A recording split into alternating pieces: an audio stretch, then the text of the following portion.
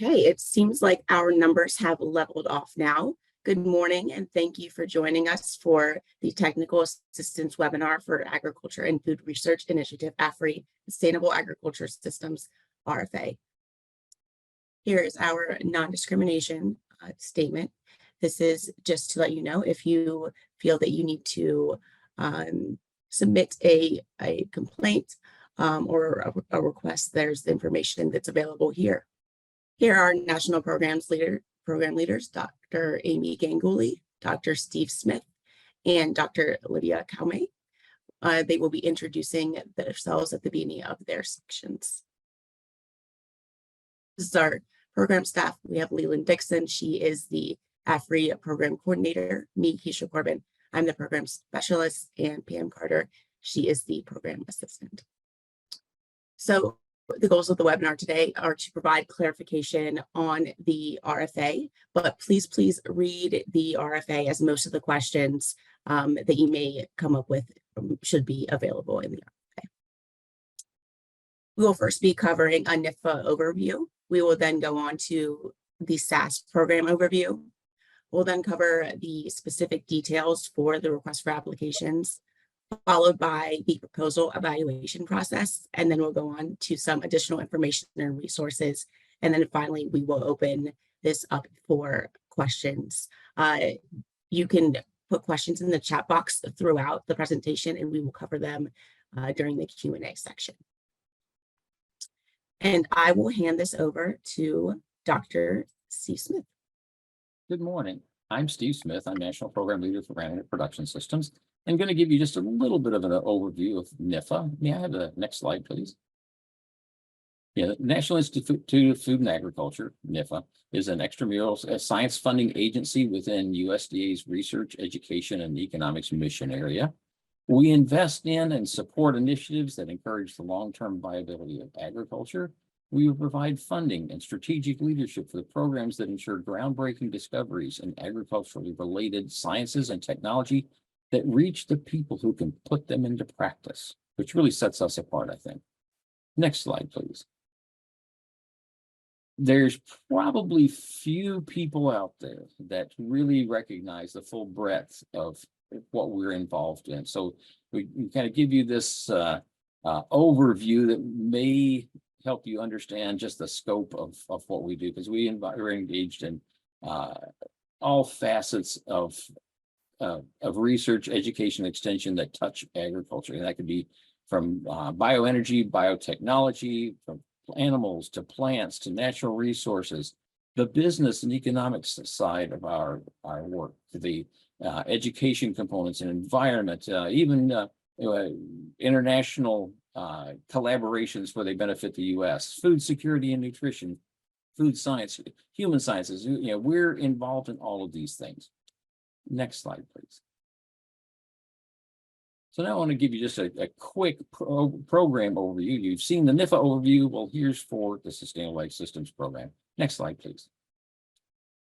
A few things that are noteworthy right from the very start. So if you want to take notes, this is all in the RFA, so you don't really have to take notes, but a change from last year, a letter of intent is not required for 2024. The application deadline is June 6th at 5 p.m. Eastern time. Please don't be late, because that is absolutely rigid. If you are submitting at 5:01 p.m., your application will not be accepted. So if you can, don't wait till the last day, but submit early. I know 60% of you will wait till the last day, but it gives you so much more time to react if you were to have a submission error. You have plenty of time to correct and resubmit, which is certainly allowed. So again, be mindful of that June 6th deadline. We believe we have program funding for $80 million. I think that's pretty solid, with award size up to $10 million. And you see the funding opportunity number there. Next slide, please. Okay, so what are our priorities? We want to advance the sustainability through projects that are creative and visionary, that are developed by interdisciplinary teams using a transdisciplinary and systems approach. We want these projects to fully integrate research, education, and extension activities and we want them to promote the convergence of science and technology to solve present and future challenges in food and agricultural systems. Next slide, please. What's new for 2024? Well, a reiteration of one, but it's worth saying the second time. The letter of intent is not required for 2024. So I'm counting on you to remember that one. In 2024, it's also new that we are requiring a mentoring plan. And this is not just Sustainable Ag Systems specific, but for all projects that include undergraduate students, graduate students, or postdoctoral scholars as part of an education program. So please be mindful of that and include that in your application. And another new piece is for applicants, if you are the PD and you have a prior AFRI award on which you were also the PD, and then that previous award has been within the last 5 years, we do require that you give us an update on that, acknowledge that award, and then use up to, I think it's 300 words to describe the progress on that, the outcomes of that, how that project informed this one, if it serves as preliminary data, but just make us aware of that current award, or even if it's not current, if it's been in the past 5 years. So it doesn't have to be current. If it was a 3-year award and it was finished on time, still include that too, so that it becomes part of your narrative. Next slide, please. I really like this diagram because we do require within SAS a transdisciplinary systems approach. And we do expect that the system will consist of more than one single disciplinary view of a problem. And we do need to see the integration of these multiple components that are going to require multiple disciplines to effectively address the problem.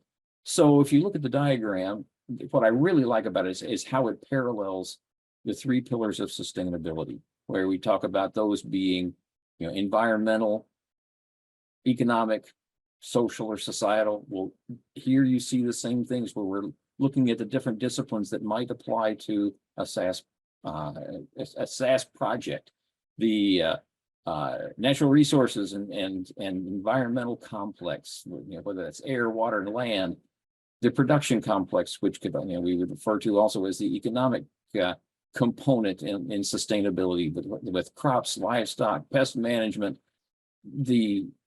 all of that piece, along with the human complex, the social component, where you might find nutrition, health, food safety, but all of the human nuances that impact either the project itself or the application of the findings, the solutions that are achieved. So you look at where those are competing and the forces that are applied to move that core component, because that's very important to be mindful of, because that core is where the transdisciplinary component involving the full integration of the disciplines exists and yields new scientific approach to discovery. Next slide, please. For definitions, the transdisciplinary approaches intentionally integrate knowledge from different scientific disciplines to address societal challenges. The development of transdisciplinary approaches engage all of these teams from the onset of the project to conceptualization, but all the way through. It's that cross talk that the mutual information that gets shared, and where otherwise you might be each taking your discipline's piece of the project and going off and working on it and bringing back your results. Here we're looking for crosstalk. We're looking for each piece to inform and support the other. And I think you will find that will benefit the project as a whole. We want to see a systems approach. So when you're tackling an issue, we want you to be examining and understanding its complex and interacting parts rather than just the specific part in isolation. Next slide, please.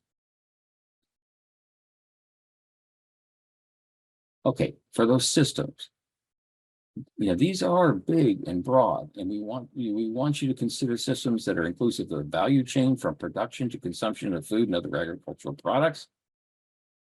And make us understand that you recognize that system, that you understand the system, and you can describe that in your narrative so that it's clear to the panelists that that is what you're working on. Now, also, we acknowledge that even with these larger awards, $10 million awards,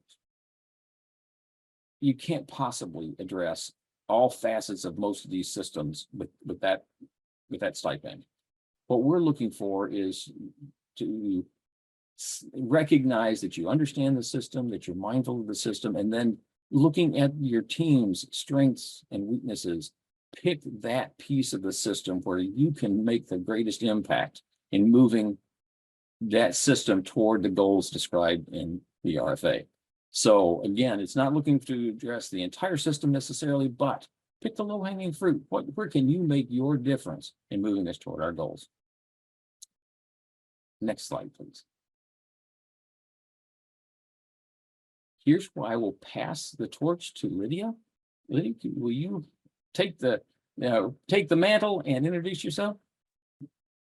Thank you, Steve. My name is Lydia Kaume. I am a national program leader in the Institute of Food Safety and Nutrition in the Division of Nutrition.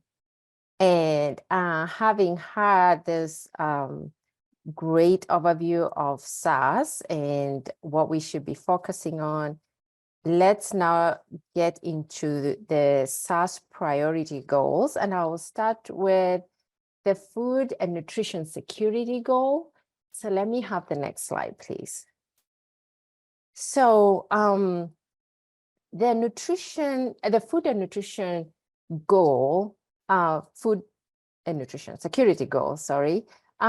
This area focuses on the importance of food and agriculture to health of the nation through a resilient local and regional food systems, adoption and application of new or existing technologies, tools, education, and other resources to ensure consistent and equitable access to healthy, safe, affordable foods that are essential for optimal health and well-being. So here's where we are trying to really give you a broad goal area to work with, having had what Steve just explained about the transdisciplinary nature and the systems nature of this program. This goal emphasizes on the local and regional food systems and the nutrition sensitive, climate smart agriculture focus, and then the nutrition security, diet related disparities. I will talk about these, I'll call them focus areas or priority areas within this goal in the next 3 slides. Let's start with the local and regional food systems. Next slide, please. So again, broadly, applications addressing this area of the local and regional food systems must seek to develop, implement, and enhance understanding on building resilient food, local and regional food systems that foster and support agricultural innovation that ensures America's agricultural system is safe, equitable, provides nutrient-dense foods or healthy foods, affordable, sustainable, and prosperous. It also goes to say that applicants should enhance understanding on the cultural and contextually appropriate approaches to reduce food loss and waste, and which is a huge topic today, and the food supply chain disruptions with an emphasis on mitigating the effects of climate and other disasters on food systems and fostering a resilient food system, especially in the disaster-prone areas. So we're looking for these kinds of applications in this focus area. Next slide, please. So, and then we have the other priority area within this goal is the nutrition sensitive climate smart agriculture. So we are looking for applications addressing this priority that must develop, implement, or enhance an understanding on how to promote productive, profitable, and nutrition sensitive climate smart production practices that increase the return on investment for farmers or producers and mitigate economic losses, reduce food loss and waste, particularly among underserved farmers. And also under this priority area, or this focus area, the project should promote production of nutrient-dense crops that are known to prevent diet-related chronic diseases. Again, looking at that system area and that system approach, and while ensuring more sustainable production in terms of soil health, nutrient density, and crop resilience to climate variabilities. And now the final focus area in the next slide, please. Thank you. The applications in this goal area are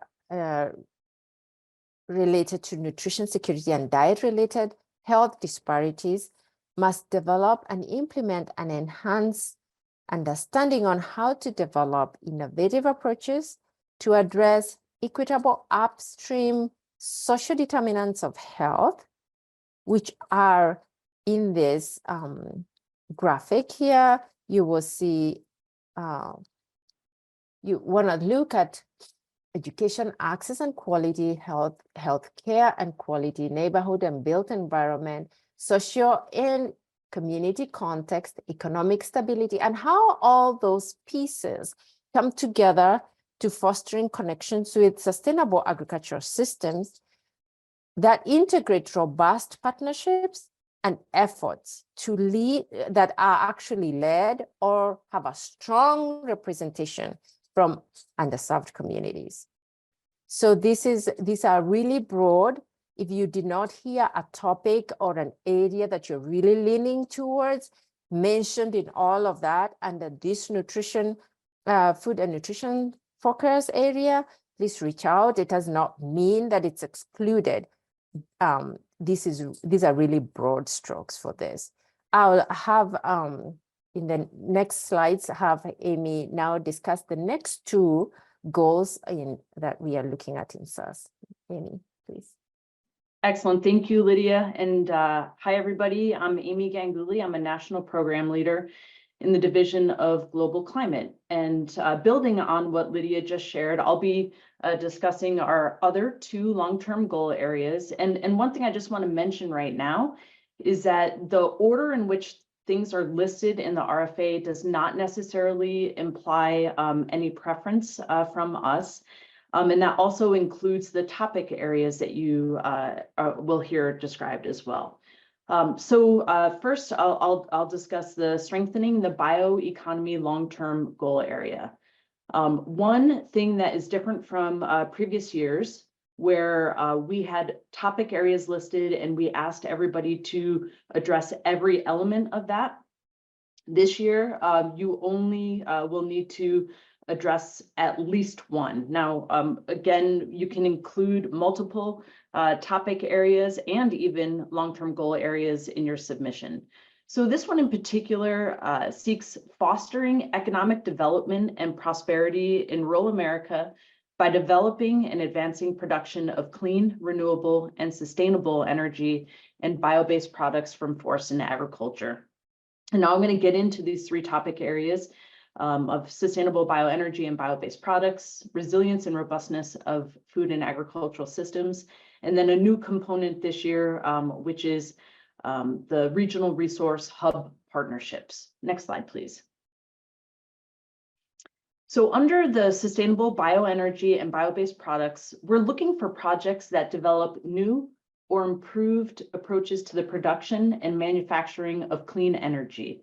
And that we're particularly looking for sustainable aviation fuels or other sustainable bio-based products. For example, domestically sourced natural rubber, wood, or lignocellulosic bioproducts.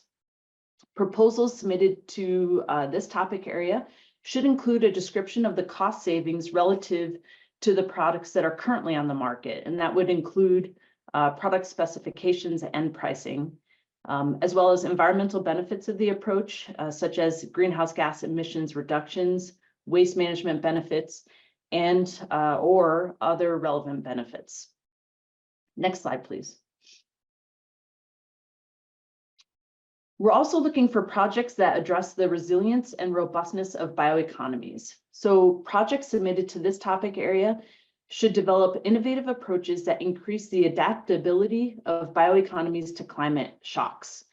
Projects submitted may entail the use of modeling and assessment techniques to determine the short and long-term sustainability benchmarks, impacts, or outcomes of new or improved production systems compared to existing energy or bioproduct production systems.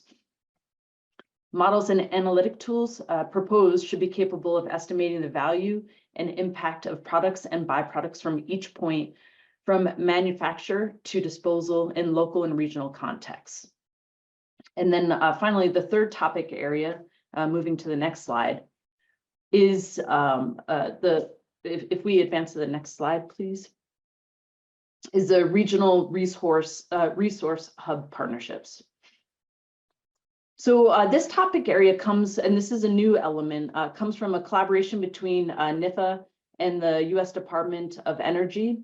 And this is associated with the Clean Fuels Products SHOT Regional Resource Hubs. And that's also, you'll see referred to as Regional Resource Biomass Hubs. And this is designed to develop, to advance the development and commercialization of low carbon bioenergy and bio-based products. These hubs support research, development, and deployment of purpose-grown energy crops that will contribute to no less than an 85% reduction in carbon intensity in bio-based products. And this includes sustainable aviation fuels, compared to fossil-based counterparts. The SAS projects submitted to this topic area will gain access to regional and national models to advance their individual goals and objectives, and will contribute as well to field trial results. If you're interested in partnering with the regional resource hubs, make sure to include a letter of support from a regional resource host organization. And if you have any questions about that, please follow up with us and we can make sure you can find the appropriate supporting information. Next slide. The final long-term goal area is climate smart agriculture and forestry. This is probably our largest or most broad area, and it's aimed at improving mitigation, adaptation, and resilience of agriculture and forestry production systems to climate change. And so we'll address three topic areas here, the first being greenhouse gas mitigation, the second, markets and socioeconomics, and the third, regionally appropriate climate adaptation and resilience. Next slide, please. And again, in this goal area, you only need to address one of those topics, but you can address multiple as well. To support the goal of reducing greenhouse gas emissions to 50% of the current rates by 2030, and to achieve net zero emissions from both the agriculture and forestry sectors, we are looking at projects that reduce greenhouse gases that have relatively short atmospheric residence times. And a good example of this would be methane. We also are looking for projects that increase carbon sequestration and reduce the risk of wildfires as opportunities here. But again, this is a very broad area. So encourage you to consider the scope, and if you have any questions about project fit, reach out. The next slide.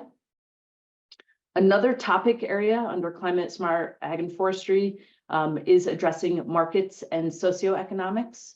And under this, we're looking at projects that address market opportunities within this realm, opportunities to exist and create climate smart ag and forestry supply chains and products, develop carbon or other ecosystem service markets, and reduce food loss and waste.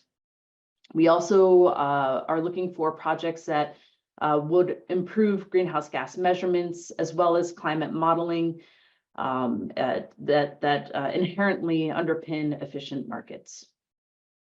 And next slide, please, for the final topic area. This area is addressing regionally appropriate climate adaptation and resilience. So with this, we're seeking projects that develop resilient agricultural lands, and this is broad rangelands, grasslands, pastures, aquaculture, forestry systems that can adapt to climate change while considering incremental climate change and extreme weather events. Projects submitted to this topic area can also address enhanced prediction of climate-related stressors, projects that can advance appropriate management tools and technologies, or projects that translate climate knowledge for stakeholders that are essential to climate smart ag and forestry systems. Next slide. So again, I just want to summarize. Those are 3 of the long-term goal areas with topic areas that can be submitted under those. Again, if you have questions about fit to program, please reach out. We're happy to address those. And I did notice one question in the chat.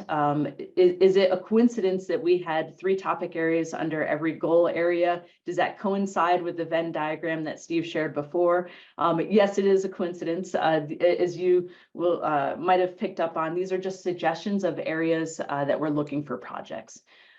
So now I'm going to get into a little bit more of the specifics of the program. Under SAS, this is considered a CAP grant. And we have the straight normal CAP submission opportunity, as well as strengthening CAP grants. And the eligibility for the strengthening is shown here on the right. And so EPSCoR states, which are programs to stimulate competitive research, are eligible for strengthening. Minority serving institutions, as well as small or mid-sized institutions. Next slide.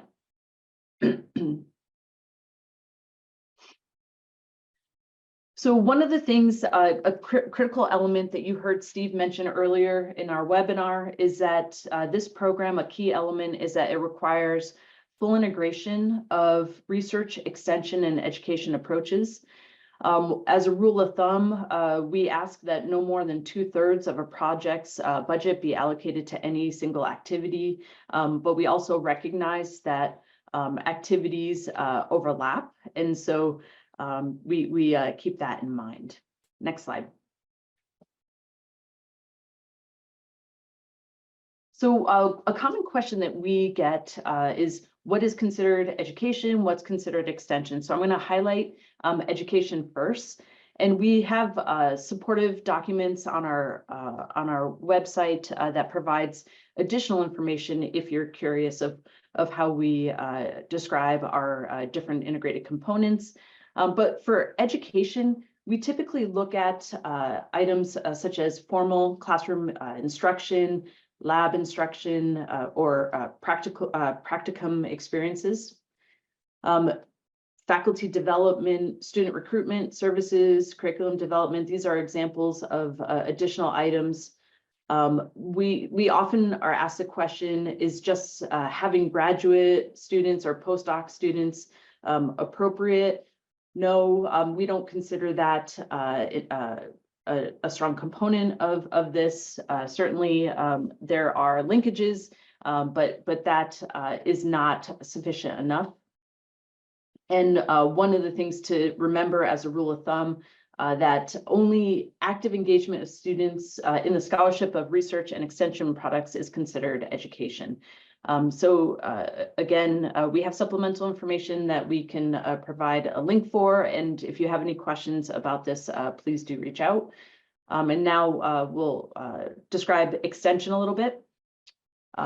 So when we're looking at extension related activities, it's not just extension with the large E, referring to cooperative extension. Extension has many different elements. Some people call it science engagement, some people call it outreach.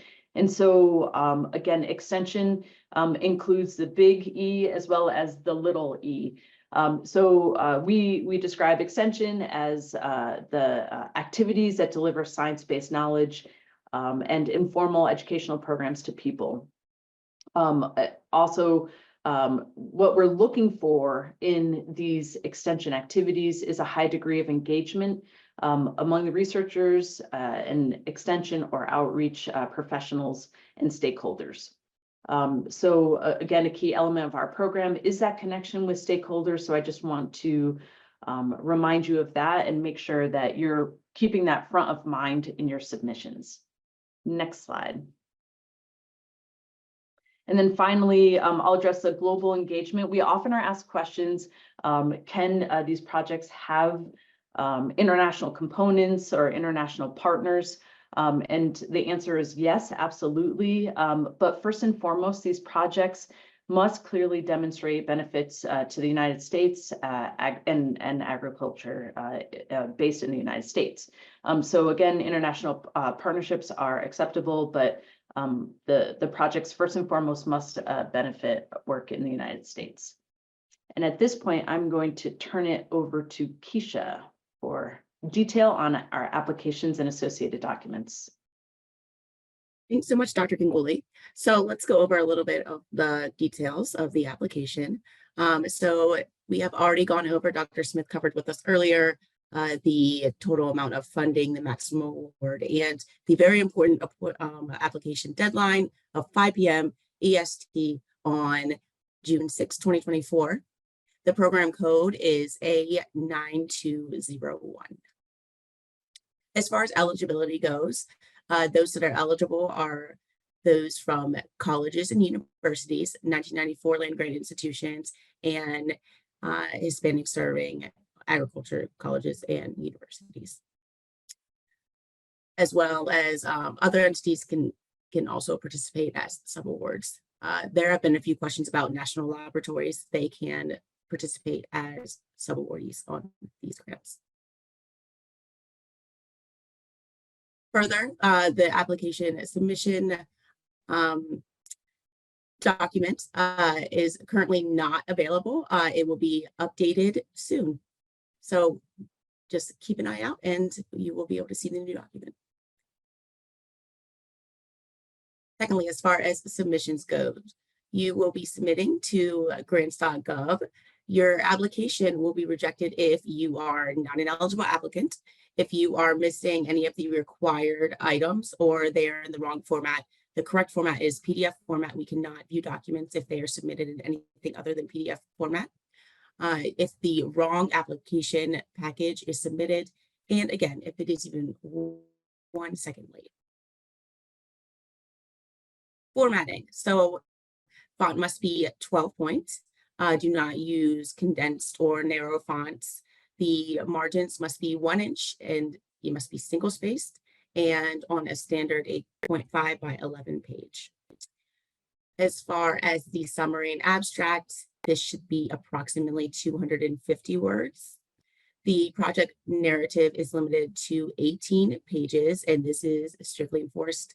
This includes text, figures, and tables. An additional 1 page can be provided for response to previous review if this is a resubmission. Applications exceeding the page limit will be returned without further review. And you can see the SAS Part 4C, which is in a PDF on the AFRI RFA resources page for this information and additional information. A completed application package will include the project summary and abstract, the project narrative, bibliography and references, a logic model, management plan, a data management plan, facilities and other resources, biographical sketches, conflict of interest lists, current and pending support, and this is for each of the PDs, the budget justification, felony and tax certification form, and a mentoring plan. As far as the data management plan goes, investigator must provide detailed up to 2 pages business and management plan. This will include an expected data type, data format, data storage and preservation, data sharing, protection, and public access, and the roles and responsibilities. You can see this information at the hyperlink provided here. A SAS matching requirement. The matching requirement is required dollar for dollar, but only if the work is commodity specific and not national in scope. NIFA may waive the matching requirement if the results of the project are likely to be applicable to the agricultural commodities generally, or the project involves a minor commodity. 30% of the total federal funds, including subawards provided, it can be used for indirect costs, or your institution's official negotiated indirect cost rate, whichever is less. And again, as another reminder, the application deadline is June 6, 2024. I hope that is stamped in your brain now. I know I'll be remembering that date for the rest of the day. So don't wait until the last minute, as Dr. Smith has said earlier. And it is not easy to troubleshoot error messages from grants.gov. So again, the earlier the better is for submitting, just in case you do have any sort of issues. The critical time stamp on your application is when it actually goes through without an error, and not when the submission process is initiated. And I will pass this over to Dr. Lado-Okame.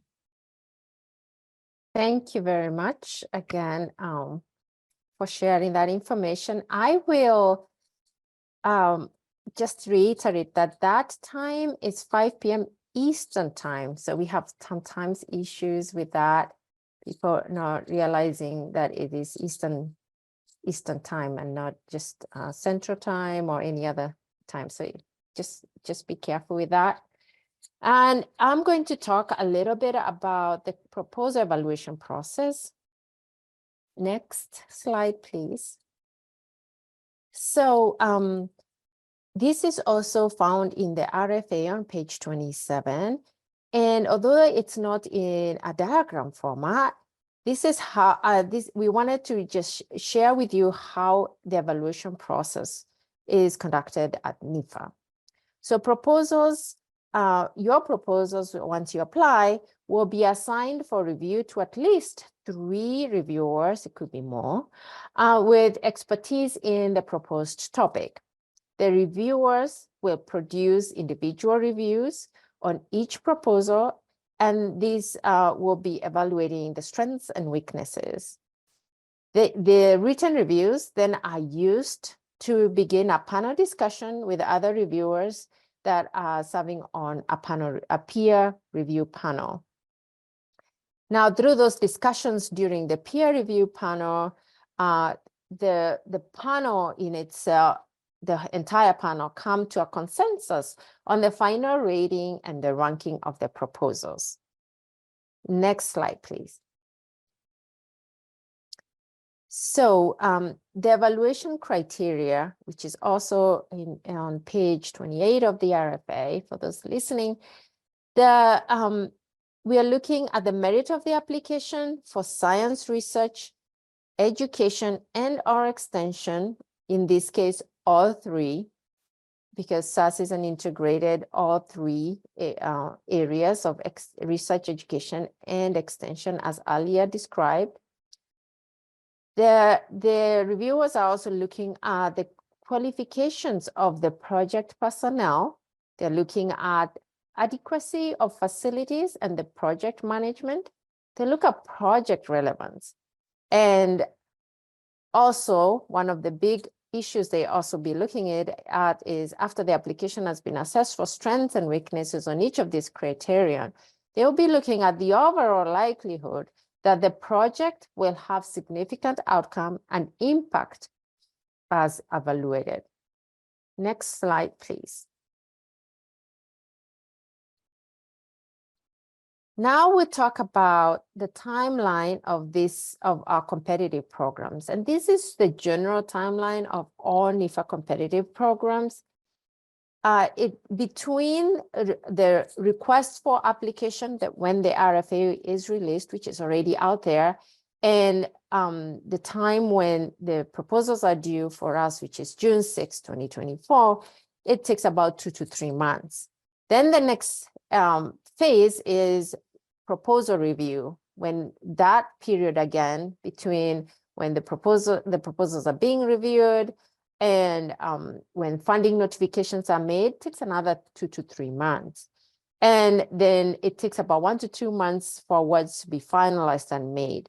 So ideally what we are saying is it takes NIFA a little bit of time. On average, we do try to keep it as short as possible, but on average, 3 to 5 months from the time the due date is announced to when an institution receives an award. And so we ask for your patience, and we appreciate your patience during this time. However, we also have new to NIFA a dashboard where you would use your grants.gov tracking number that you receive when you submit an application. And you can use that grants.gov tracking number, go to this dashboard, which we will provide a resource for here. And you can key in your tracking number, and it can tell you where in the process your application is at. And that may avoid an email from us, getting back and forth, but that's a good way to stay updated as well. Next slide, please. So we wanted to also provide some additional resources for you. Here we have the SAS webpage, the SAS frequently asked questions, the SAS glossary. You want to look at previously funded SAS projects. We have provided a link for that as well. This is good for you. There'll be summaries of that. Then we have the project types. Amy talked about the different, what qualifies as education and extension or research. And this PDF here would really be helpful for you to determine which pieces work for what area. And then eligibility for strengthening grants. Sometimes we have questions about that. Please look at the flow chart on eligibility or on strengthening, and that will help you as well to determine your eligibility. And then of course there's the status dashboard that is also provided. And so we are coming to the end of the presentation here, and the next slide is a quick summary of what it says quick summary. It doesn't really quite summarize everything we have said, but we do say everything we have said is in the RFA, and please read the RFA, and contact us at AFRI-SAS@usda.gov if you have questions about the RFA or any topic area related to SAS. Next slide. And it is time for Q&A, and I'm going to hand it over to Dr. Smith. Thank you. Thank you, Lydia. Well done. Okay, we have time set aside for Q&A. We've got a few minutes to do that. Keisha informs me that there are some questions already in Q&A in the chat, and so I'm going to request that we start with those. And Keisha, can you read the questions? And Yes.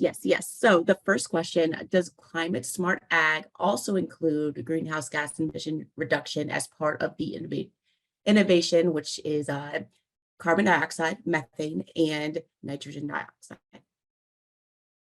if I'm understanding correctly, absolutely, all greenhouse gas work is encouraged and supported in this program, but there's a specific call out for methane. So I would say the answer to that is absolutely yes.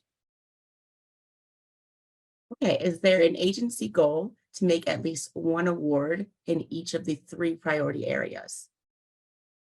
Of course, Amy and Lydia, jump in anytime you wish, but I'll take that one because I can handle it. And that is the answer there is we do not have set asides for any of these goals. We have naturally found a balance in each of the years we've run this program. There just seems to be a natural balance of the projects that float to the top, but there is not a specific set aside to, so that there is a predefined number that gets supported in each category. Department of Energy has let out a purpose-grown energy crop solicitation. Can one submit a similar project to SAS?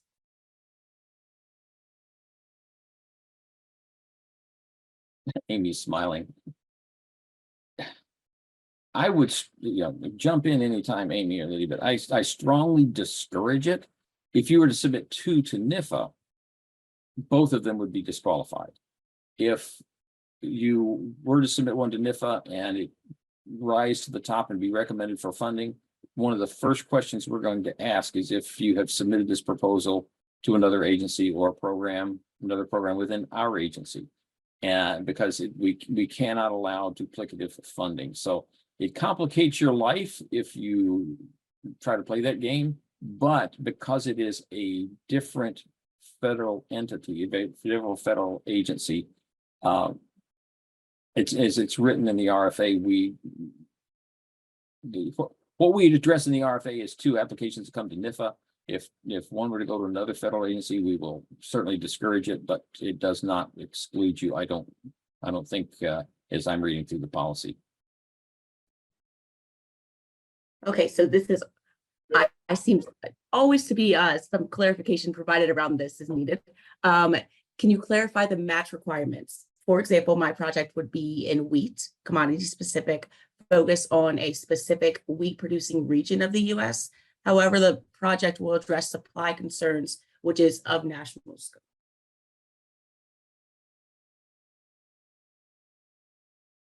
Okay, no one's jumping at it, so I'll jump in. In that particular case, well, I will sort of raise the question of what is national in scope and answer it with, it depends on the commodity. Because, for instance, if you are submitting a proposal that deals strictly with some form of shellfish, for instance, okay, that's very localized, and you might represent the entire US, but have a fairly small region, or okra, the whole national okra crop is not going to be all over the US. So in this case, you've got an even more striking case for wheat, which, yes, there's regional variation in wheat types, but it's shipped everywhere. The demand is going to be for whatever type of wheat you produce, like, say it's in the north central US, and that wheat ships all over all over the world. I think you could make a fairly compelling case for that being national in scope. If again, particularly if you present it that way, because your match waiver, you do have to request it.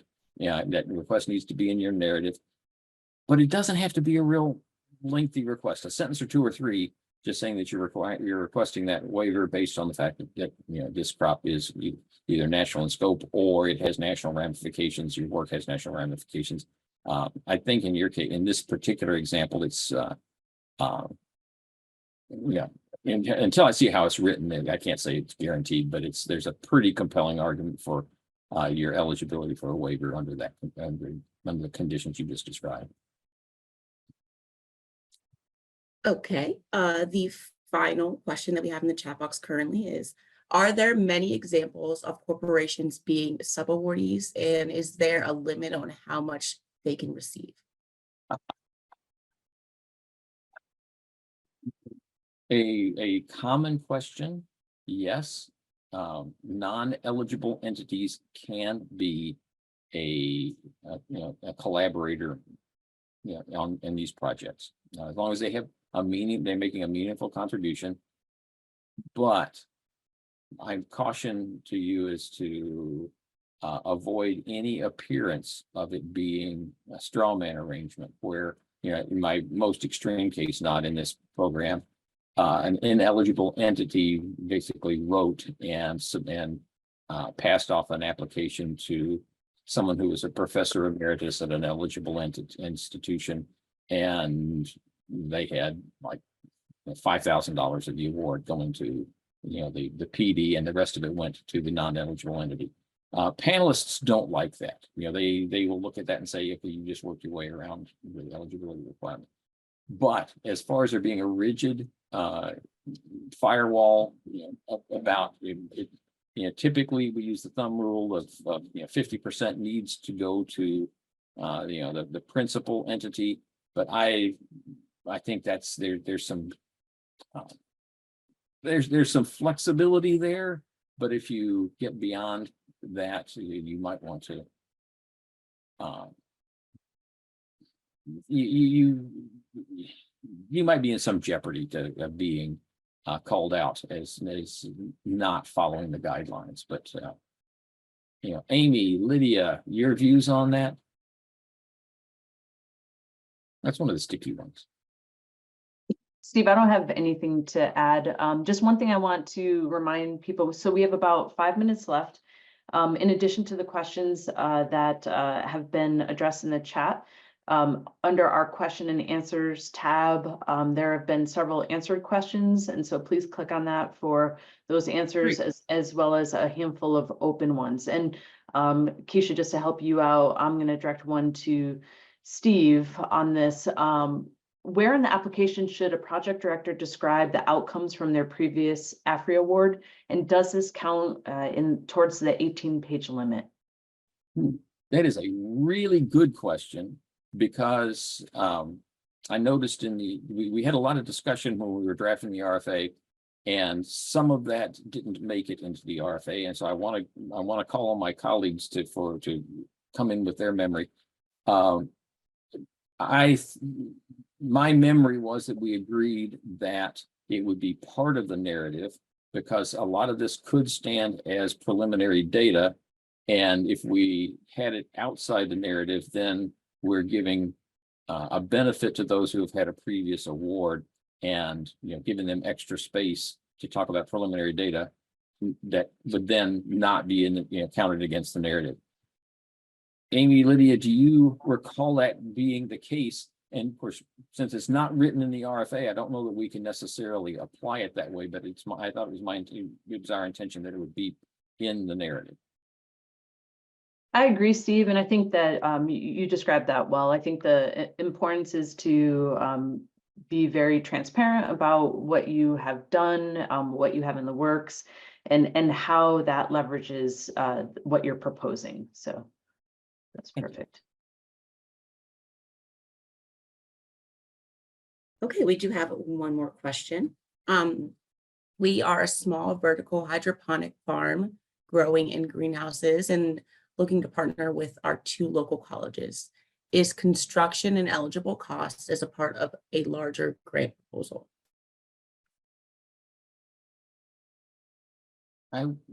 If you want me to weigh in, Amy or Lydia, I can. By our uniform guidance, we have uniform guidance that's provided to us that helps make things fairly consistent across granting agencies. And you'll also find this repeated in the RFA under allowable expenses.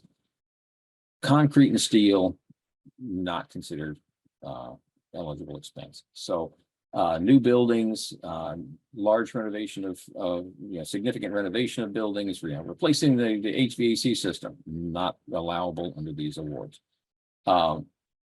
Some equipment purchases are allowed, and you can go into the RFA and ferret out the nuances there. If you have additional questions there, you can certainly send us an email. But for the most part, that kind of construction is outside of what we are allowed to do. There are some exceptions for modest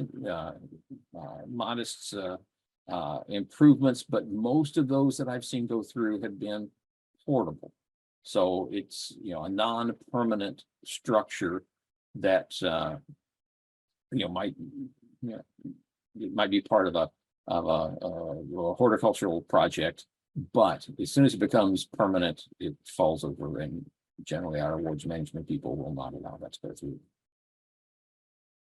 I am reaching out to people in the FAQ questions as well. I think we are almost there.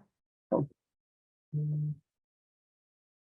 Just want to put a plug in for people. If your question has not been addressed, please reach out to our email address. And if you have any follow-up questions, we're happy to address them and get you to the right people in your subject area of interest. Keisha, any closing comments? Thank you so much for being here today with us. And again, we are available if you have any additional questions.